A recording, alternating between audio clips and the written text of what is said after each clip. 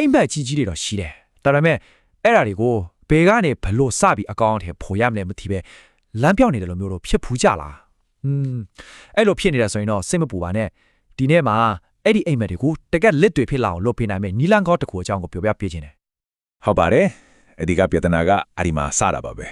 ကျွန်တော်တို့ဒီစီမှာရေမှန်းချက်တွေအိမ်မက်တွေရှိကြပါမယ်ရှင်းလင်းတဲ့ပန်းတဲ့တစ်ခုသာမရှိဘူးဆိုရင်အဲ့ဒါကပင်လယ်ထဲမှာမျောနေတဲ့တင်ပေါ်တစ်စီလိုပါပဲဘယ်ကိုသွားလို့သွားနေမှမသိပဲဘယ်စိတ်ကန်းကမှရောက်မှာမဟုတ်ပါဘူး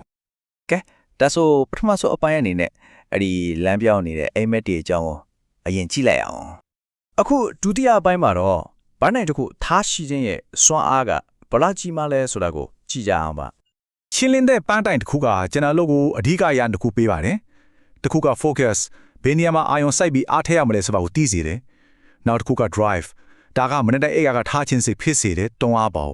ဒီနှစ်ခုသာချိနေတယ်လောလိုက်သမျှအားထုတ်မှုတိုင်းကအလားတာမဖြစ်တော့ပါဘူးဟုတ်ပြီဒါဆိုအဖြေရပါလေအဖြေကတော့ smart ပန်းတိုင်တွေတိဆောက်ခြင်းပါပဲ smart ဆိုတာဘာလဲဆိုတော့အဲ့ဒီမရေရတဲ့မျောလင့်ချက်တွေကိုတီချာရှင်းလင်းပြီးတကယ်လက်တွေ့လုပ်လို့ရတဲ့ရည်မှန်းချက်တွေပြောင်းပြောင်းလဲပေးတဲ့နည်းစနစ်တစ်ခုပေါ့သူ့မှာပါတဲ့အင်္ဂလိပ်အခရာတစ်လုံးချင်းစီမှာအဓိပ္ပာယ်ကိုစီရှိပါတယ်ပထမဆုံးက S ပါ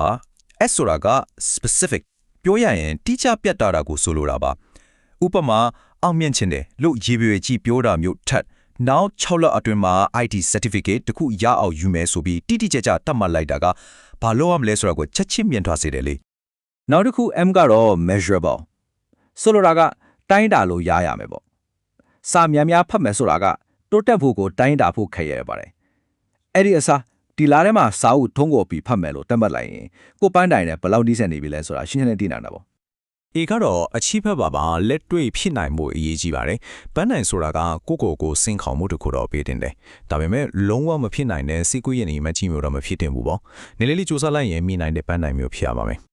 ကဲအားကတော့ relevant ပါဆိုလိုတာကကိုချက်မလိုက်တဲ့ပန်းတိုင်ဟာကိုဘဝရဲ့ရည်မှန်းချက်အကြီးကြီးနဲ့သက်ဆိုင်မှုရှိနေဖို့ကိုက်ညီနေဖို့လိုပါတယ်သူများဒီလိုလိုက်လို့တာမျိုးဒါမှမဟုတ်ပိုးချင်းဖျက်ချောင်လို့တာမျိုးဆိုရင်ရေရှည်မှာစိတ်အထက်သမှုကကျသွားနိုင်ပါတယ်နောက်ဆုံးတစ်ခုတီကတော့ time bomb ပါအချိန်အတိုင်းတစ်ခုသတ်မှတ်တာပေါ့ deadline မရှိတဲ့ဘန်းတိုင်ဆိုတာတနည်းနည်းတော့လုံးမှာပါဆိုပြီးရွှေ့ဆိုင်နေဖို့အရန်လွယ်ပါတယ်အဲ့ဒါကြောင့်ဒီနှစ်ဒီဇင်ဘာ31ရက်နေ့နောက်ဆုံးထားပြီးပြရမယ်ဆိုပြီးအချိန်ကန့်သက်ချက်ထည့်လိုက်တာကလုတ်ဖြစ်အောင်တွန်းအားပေးပါတယ်ကဲ smart ပန်းတိုင်ကိုဘလို့တိစေရမလဲသိပြီဆိုတော့နောက်တစ်ဆင့်ကအဲ့ဒါကိုခြေလမ်းသေးသေးလေးရင်းနဲ့ဘလို့အကောင့်အထက်ဖော်မလဲဆိုတာပါပဲဆိုတော့လေကြီးမားတဲ့ပန်းတိုင်ကြီးတစ်ခုကိုဒီအတိုင်းကြီးလိုက်ရင်ဟာငါဘလို့နိုင်မှလဲဆိုပြီးအားငယ်သွားတယ်ဒါပေမဲ့အဲ့ဒီပန်းတိုင်ကြီးကိုတေးသေးလေးတွေတဆင့်ချင်းလှုပ်ဆောင်ရမယ့်အပိုင်းလေးတွေဖြစ်ခွဲလိုက်တဲ့ခါမှာတော့အများကြီးပို့ပြီးလုံးနိုင်တယ်လို့ခံစားရလာရောဒါကစိတ်ထက်မကြသွားအောင်နဲ့ရှစ်ကိုတလန်းချင်းဇလန်းဖို့အားဖြစ်စေတဲ့နီလန်းကောင်းတစ်ခုပဲပေါ့ဥမာတစ်ခုနဲ့ကြည်အောင်9နှစ်အတွင်းကိုပိုင်လုပ်ငန်းထောက်မယ်ဆိုတာကရေရှည်ပန်းတိုင်အကြီးကြီးပေါ့အဲ့ဒါကိုဒီတိုင်းထားမဲ့အစားပထမ6လမှာလုပ်ငန်းနဲ့ဆိုင်တဲ့တင်တာနှစ်ခုတက်မယ်ပြီးရင်နောက်6လမှာတော့လုပ်ငန်းအတွက်မတီငွေစပြီးစုမယ်ဆိုပြီးအဆင့်ဆင့်ခွဲချက်လိုက်တဲ့အခါမှာဘဲကနေဘယ်လိုစရမလဲဆိုတာချက်ချင်းရှင်းသွားပါပြီနောက်ထပ်အရန်အရေးကြီးတဲ့အကြံပေးချက်တစ်ခုကတော့ကိုပန်းတိုင်တွေကိုစာနဲ့ချရေးထားဖို့ပါပဲphone screen ပေါ်မှာပဲဖြစ်ဖြစ်ကိုအလုပ်စားပွဲပေါ်မှာပဲဖြစ်ဖြစ်အမြဲမြင်နေရတဲ့နေရာမှာထားတင်ပါတယ်မျက်စိအောက်ကအပြောင်းမခံဘူးပေါ့ဒီလိုလုံးမှာပန်းတိုင်ကိုမမေ့ပဲအမြဲအာရုံစိုက်နေနိုင်မှာပါကဲအစီအစဉ်นี้အားလို့လည်းဆွဲပြီးဆိုတော့အရေးကြီးဆုံးအပိုင်းကတော့အခုချက်ချင်းစတင်ဖို့ပါပဲ